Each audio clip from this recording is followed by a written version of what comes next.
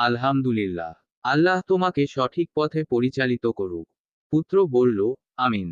এই গল্পের থেকে আমরা যা শিখলাম তা হলো, ১. কোনো প্রকার প্রাণীর ছবি বা মূর্তি তৈরি করা যাবে না। ২. প্রাণীর ছবি ঘরের দেওয়ালে রাখা যাবে না। ৩. যারা প্রাণীর ছবি অঙ্কন করে, তাদের উচিত সেগুলো ছিঁড়ে ফেলা এবং আল্লাহর নিকট তওবা করা। ৪. প্রকৃত ইসলাম ধর্মে জীবজগতের বা জীবজন্তুর মূর্তি বা ছবি তৈরি করা ও বিক্রয় করা কঠোরভাবে নিষিদ্ধ ও হারাম করা হয়েছে। তবে জীবজগৎ বা জীবজন্তু ছাড়া অন্যান্য জিনিসের মূর্তি বা ছবি তৈরি করা বৈধ। সুতরাং বৃক্ষ, নদী, পাহাড়, পর্বত এবং ভবন ইত্যাদির মূর্তি বা ছবি তৈরি করা সদাসর্বদা বৈধ। ৫. প্রকৃত ইসলাম ধর্মে কাল্পনিক প্রাণীর মূর্তি খোদাই করা অথবা নির্মাণ করা কিংবা ছবি তৈরি করাও কঠোরভাবে নিষিদ্ধ ও হারাম করা হয়েছে। কেননা এগুলি তো স্বাভাবিকভাবে